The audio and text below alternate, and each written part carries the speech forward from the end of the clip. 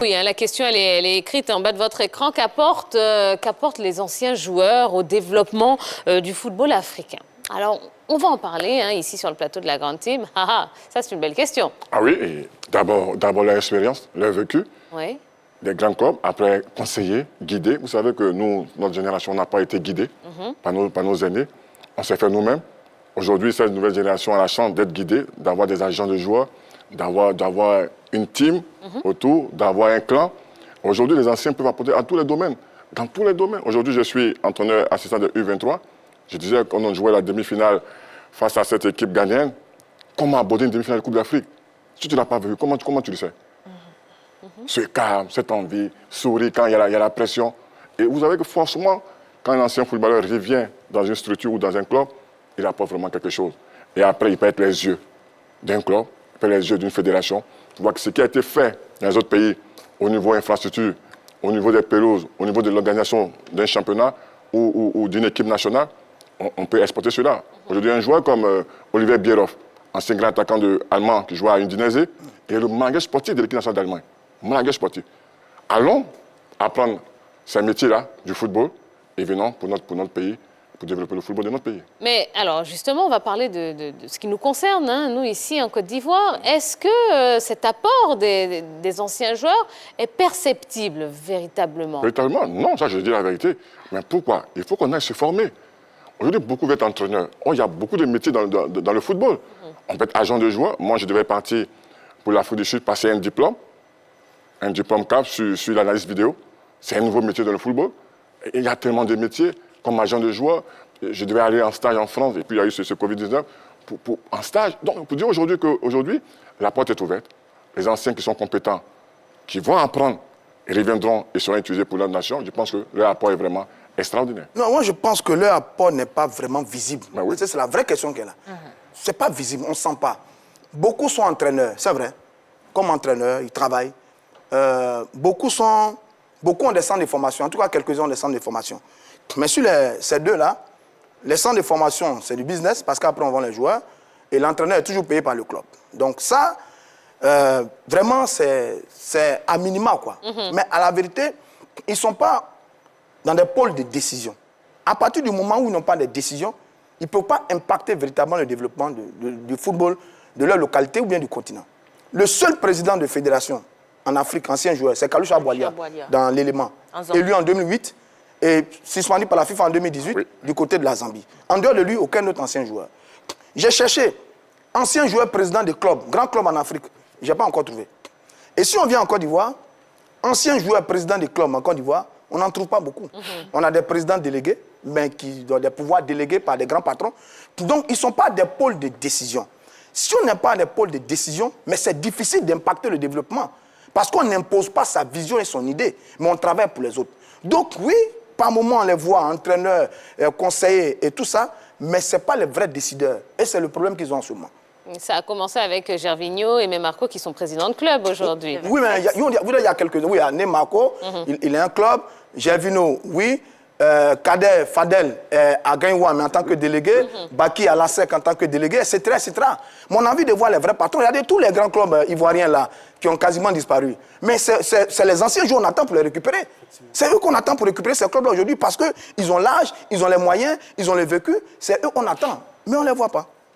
Alors, on va prendre une réaction et puis on va donner le droit de réponse à Begré. C'est dommage de voir aujourd'hui des anciens joueurs donner leur avis sur les élections de la FIFA.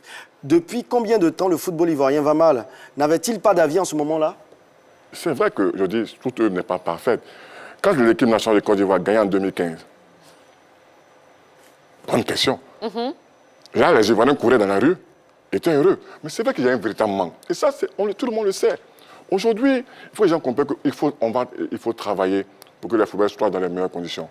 C'est une réalité extraordinaire pour tous les pays d'Afrique. Mais aujourd'hui, nous avons 2 CAN.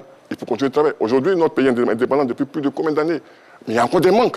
Il y a encore des manques. Forcément, ces manques seront comblés. Que ce soit M. Sori, M. Idriss ou M. Didier Drogba. Même s'ils viennent demain, s'ils partent, forcément, il y aura forcément un manque. Donc chacun apporte sa pierre à l'édifice pour le développement du football en Côte d'Ivoire. Et j'espère que les anciens, comme l'a dit et Stéphane, parce qu'il y a une réalité. On peut être ancien footballeur, mais il faut être formé. Ce que je dis, il faut être formé. Si vous êtes ancien footballeur, que vous ne connaissez pas ce qu'il fait le management, un marketing sportif, comment vous faites? Mais jusqu'à quand vous seriez formé? Parce que là, c'est maintenant qu'on a connaissance de votre union. Avant les élections, on ne savait pas que... Moi, par exemple, je ne savais pas, les jeunes filles ne savaient pas qu'il y avait l'union des anciens joueurs et tout. C'est quand il y a l'élection là que vous sortez du trou et maintenant vous donnez vos avis et tout. Ça répond à quoi? Il faut forcément un jour pour qu'on sorte. Bon. Comme par hasard. Bon, je non, dis... pas forcément comme par hasard. Laissez-le répondre. Je dis, l'union existe depuis longtemps. Il y a un président, les choses ne sont pas faites. Ça peut arriver, mais je dis aujourd'hui, pourquoi aujourd'hui le vote des anciens porte aujourd'hui beaucoup? Pourquoi? À vous de répondre. Ah non, c'est que nous sommes importants. Effectivement. Tu comprends? C'est que nous sommes importants. Mais apparemment, vous ne saviez pas. Non, aujourd'hui, on comprend que nous sommes importants. Ah. On était importants avant, mais nous sommes importants. Mais aujourd'hui, il faut s'organiser. Moi, c'est ce que je dis. Il faut s'organiser. Il faut aller se former. Tout le monde ici s'est formé pour être à cette table-là. Donc, forcément, on a besoin de cela. Il faut se former. Bon, les anciens ont compris, ils vont se former. Et vous voyez, bientôt, on sera dans les grands projets. OK, alors, prenons le cas des champions d'Afrique 92, qui sont aujourd'hui à la DTN. Oui. Pourtant, on ne sent pas l'impulsion, on ne sent pas l'impact, on ne sent pas leur présence et on ne sent pas qu'ils sont là. Qu'est-ce qui ne va pas? Il faut comprendre quand Amantou a été nommé. C'est la grande question qu'il faut poser. Moi, je suis à la fédération depuis novembre. Depuis novembre. Je n'ai pas fait 10 ans. Depuis novembre. Je suis venu, on m'a nommé comme assistant, on allait en finale, nous sommes qualifiés pour les Jeux Olympiques. C'est quand même un apport. C'est quand même un apport. Aujourd'hui, nous sommes nommés depuis 5 ou 6 mois. Il y a beaucoup de bruit. Il y a d'autres qui étaient là-bas depuis 10 ans. Alors, non, c'est pas ça le problème. Alors, attendez, est-ce que ça veut dire que finalement la DTN, ce n'est pas l'endroit où il faut aller pour pouvoir impacter et développer le football ivoirien? Franchement, c'est la cheville ouvrière d'un football, le football d'un pays. C'est la détection. C'est recruter les meilleurs joueurs, les talents. Non, la DTN, c'est l'organigramme le plus important d'un football d'un pays. Maintenant, oui, je vous écoute. Mais à la DTN, là, vous ne décidez pas. Vous faites des projets et des programmes que vous proposez à ceux qui décident. S'ils n'amendent pas, vous n'exécutez pas. C'est ça le vrai problème. C'est là où vous devez décider, là, que vous devez être. Regardez la plupart de nos champions d'Afrique, 92 dont vous parlez. Combien sont présidents de clubs aujourd'hui? Il n'y en a pas beaucoup. Ceux de 2015, qui sont beaucoup milliardaires, ils sortent de régions d'origine en Côte d'Ivoire. Séguéla, Korogo, Daloa, il y a des clubs là-bas qui existent depuis des années 60. Qui va les relever aujourd'hui? C'est ça. C'est à eux de le faire. Pourquoi est-ce que vous ne prenez pas la tête de certains clubs et vous allez tous à la DTN? Non, Stéphane dit quelque chose qui est vrai, mais je lui dis, chacun a son choix dans la vie. Beaucoup ne veulent pas être dirigeants de club. Moi, j'ai rencontré des anciens joueurs, je lui ai dit, on va aller dans les anciennes divisions. Moi, ça ne m'intéresse pas. Moi, je veux être directeur sportif. C'est un choix individuel. Ce que je vous dis, c'est un choix individuel. Je ne vais pas dire à M. Abrataoui, par exemple, s'il veut être entraîneur, d'être directeur sportif. Vous comprenez ce que je dis? C'est un choix individuel. Mais maintenant que je suis d'accord avec vous pour dire que nous devons impacter. Mais comment impacter sans être formé? C'est la grande question. Quand Didier vient, je dis qu'il est légitime parce qu'il s'est formé. Donc quand Didier même, on est parti, quand Didier vous explique son programme, c'est extraordinaire. Parce qu'il s'est formé. Mais comment sont-ils aujourd'hui qui se forment? Parce que la réalité, on va se former. Il faut forcément un jour, on reviendra dans les grands moments de décision. Il n'y a pas de problème. Bon, voilà ce à quoi on assiste aujourd'hui. Oui. Ils ne veulent pas être président des clubs. Ce sont les présidents des clubs qui votent le président de la fédération. Bon, comment ils vont faire pour diriger la fédération? Ils ne veulent pas être président des clubs et président des fédérations. Or, ce sont les présidents des fédérations qui votent le président de la CAF. Donc, comment ils font? C'est de ça qu'il s'agit.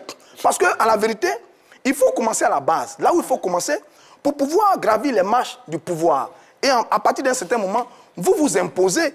Et quand vous vous imposez, parce que c'est vous qui prenez les décisions, vous imposez votre vision et votre idéal. Mais tant que vous serez nommé, tant que vous serez appelé comme conseiller, etc. des autres, vous n'allez jamais impacter le développement de votre football. Jamais. Allez-y. Anthony Yeboah, aujourd'hui secrétaire général adjoint. Oui. C'est un pas. Comprenez? Stéphane, aujourd'hui, on ne va pas... Je dis aujourd'hui. De la CAF. Hein. Voilà, c'est quand même pas. Regardez, ce problème n'est pas seulement ivoirien quand même. Excusez-moi, il n'est pas quand même ivoirien. Ah non, on ne peut que parler non, de je vous dis, non, c'est normal. Oui. C'est notre pays, on veut que nos pays soient développés. Mais ce n'est pas un problème ivoirien. Forcément, aujourd'hui, les joueurs, les grands joueurs, vont impacter aujourd'hui le Bayern de Munich. Qui dirige? Ces anciens joueurs. Mais ils ont mis du temps. Et ils ont mis du temps. Il fallait s'organiser. Ils sont organisés. Forcément, tôt ou tard, le football reviendra aux footballeurs. Ça, c'est indéniable. Mais il faut des gens administratifs pour gérer d'autres papérasses. Et franchement, c'est une cohésion qui va ensemble. Est-ce que vous vous sentez écouté, allez, pour ne pas dire considéré, par les actuels présidents de club? Président du club?